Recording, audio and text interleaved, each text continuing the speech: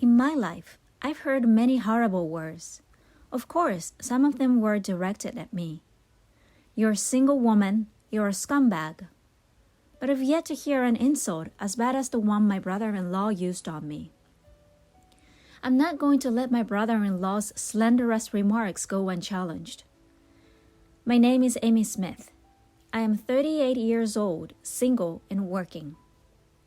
Why do I have a brother-in-law when I'm not married? That's because I'm engaged. James, my fiancé, is 6 years younger than me. We met through a mutual friend and hit it off right away. I have a very hectic work schedule, and I often have to work on my days off. I met James in the midst of such hard work, and when I am with him, I could relax and spend time together. James is good at cooking and sewing, and a hard worker, all of which I am not. After we moved in together, he did housework and even cleaned my suit for me, which was extremely helpful. I am always sorry. I know you're busy too. I've reserved a table at a nice restaurant for my next day off, so let's have dinner together. It had become a habit for me to treat James to dinner like this, for the hard work he puts in every day, with the money I earn from my hard work. Don't worry about it. I can leave my job on time, and I'm not nearly as busy as you. Most importantly, I do housework because I enjoy it. James always says to me, "How are your family's plans for our upcoming meeting?" We had already met each other's parents shortly after our engagement, but we wanted to throw a dinner party for both families to get to know each other. James has one older brother, while I have two younger siblings. Instead of meeting at the wedding, both families suggested that we get to know each other beforehand. So we decided to bring both families together, parents and siblings included. "I'm sorry, but my brother can't come because of his work," James explained. "I know you're also busy with work, so please accept my apologies." "Your brother is a very talented lawyer, isn't he?" I asked James, who bowed his head. "I wish I could have met him, but if he's busy, then it can't be helped. We can meet at the wedding." In fact, I wasn't too worried, because I thought it was important for the couple and parents to get together, even if the siblings couldn't.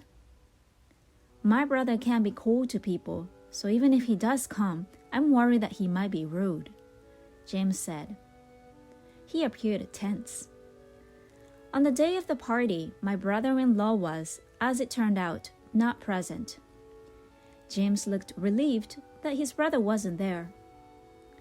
My brother and sister were both there, and it turned out to be an enjoyable party. My parents-in-law and I had a good time, and my siblings seemed to be like James, which relieved me.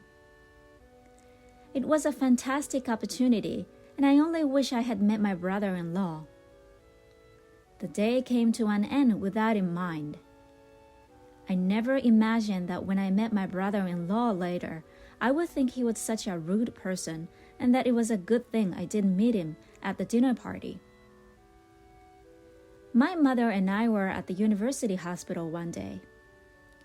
My mother wasn't feeling well, so she was referred to this university hospital for a thorough examination after visiting a clinic near my parents' house. Other than palpitations and dizziness, there was nothing to worry about, but I decided to take my mother to hospital in case anything happened to her before the wedding. My mother, who is in her mid-60s, appears young, but she could be diagnosed with a serious illness at any time. She had worried me by delaying marriage until she was in her 40s, and I felt I owed her for raising my brothers and sisters so well. "Why don't I pay for you to have a thorough checkup, Mom?" I suggested. I had never felt so strongly before. This is what I have been earning money for. I want to assist in situations like this because I can't take time off from my family. Because the test could not be completed in one day, we had to go to the hospital several times. The tragedy occurred during the second of several hospital visits. The university hospital was extremely crowded that day with long lines.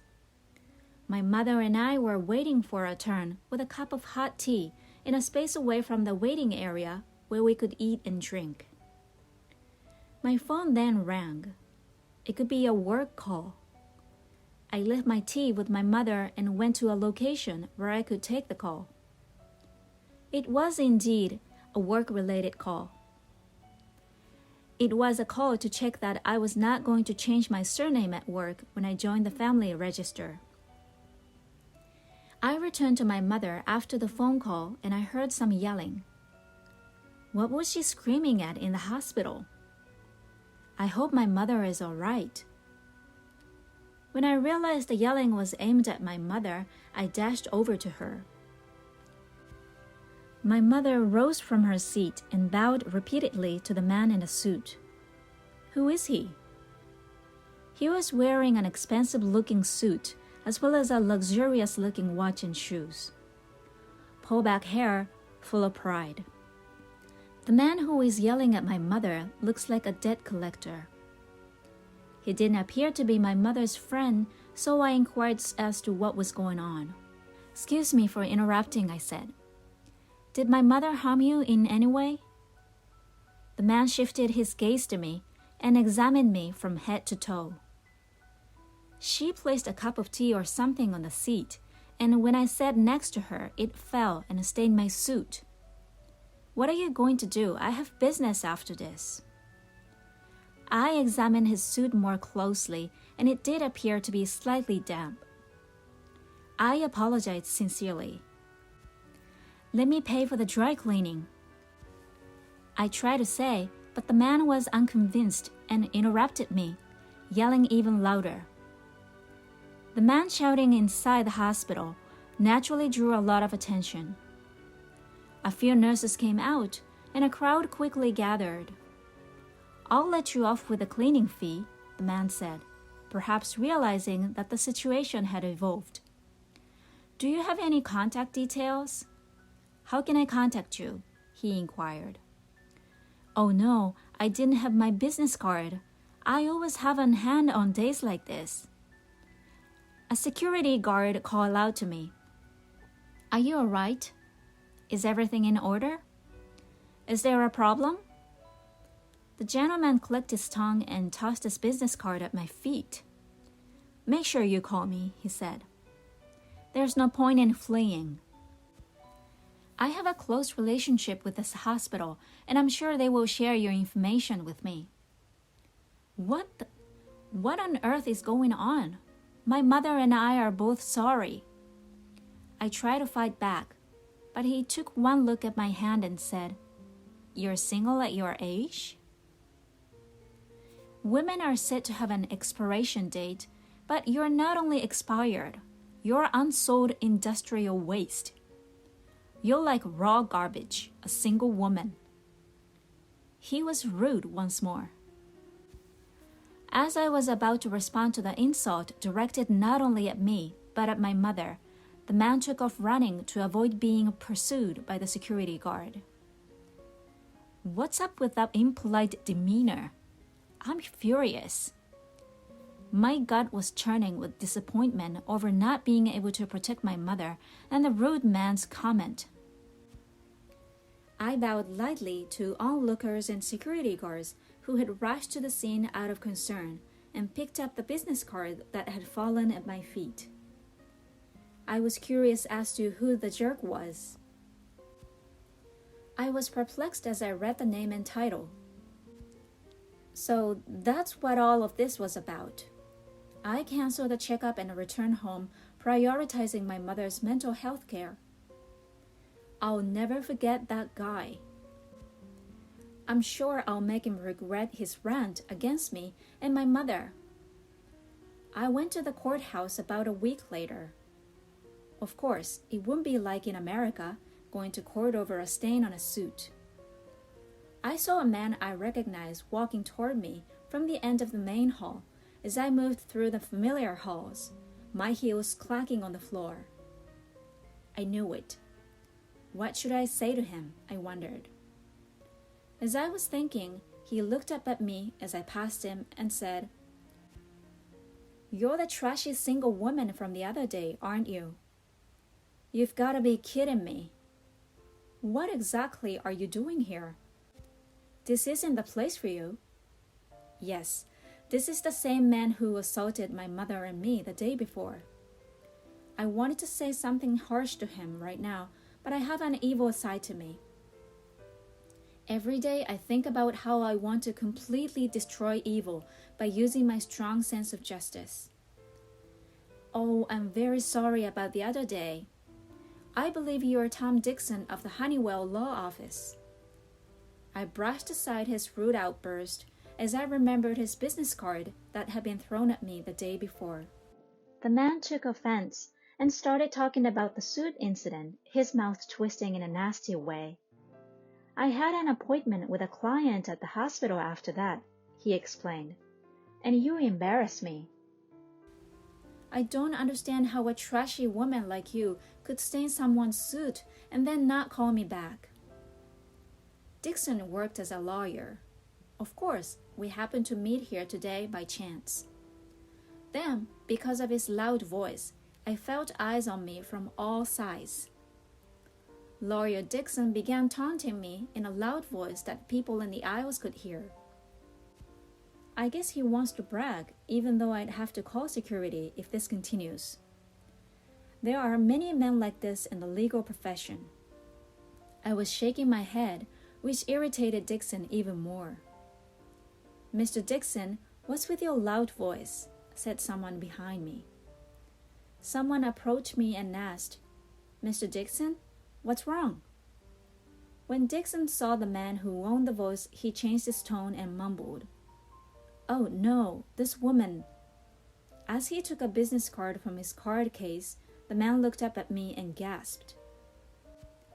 When I picked up his business card, it said, "Attorney Honeywell, partner at Honeywell Law Office." This man must be Dixon's boss and the firm's CEO. As soon as he realized who I was, he began shaking and bowing at a 90-degree angle to greet me. "Gosh, it's been a while," he exclaimed. "Dixon, my subordinate, has been extremely rude to you. Please accept my apologies." Then Attorney Dixon, who had no idea what was going on. "Mr. Honeywell, what's going on?" "What's going on, Mr. Honeywell? Are you familiar with this lady?" "This is the jerk who ruined my suit the other day and overcharged me for dry cleaning." Mr. Honeywell, who had turned blue, then grabbed Mr. Dixon by the scruff of the neck and forced him to bow. "Ouch! What exactly are you doing?" Honeywell spoke quietly to Dixon. "How dare you, Dixon? This woman is a prosecutor, and she's my former boss, Smith, who always wins every case she takes on."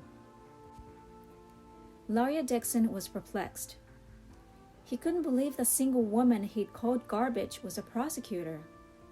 "Yes, I am a lawyer. Since I was a child, I have been unable to overlook injustice, and I was torn between becoming a police officer and a lawyer, and I chose the latter. I became a lawyer because I wanted to bring criminals to justice, even if I couldn't catch them with my own hands. I wanted to bring the criminals to justice and judge them under the law. Now I work for the prosecution after being invited by a former colleague to advance my career. As a result, I am frequently in and out of the courtroom for work. By the way, Mr. Honeywell is afraid of me because I looked after him when he was a rookie. He's a serious man, but he's in trouble because the bond between a trainer and a rookie never fades." Attorney Dixon, who had come to a halt in shock, wanted to say something, but I wouldn't let him. "You've grown into a fine man, Mr. Honeywell," I said. "Mr. Dixon, I will pay your cleaning bill without delay. I apologize for being so busy with work. Is that okay, brother-in-law?"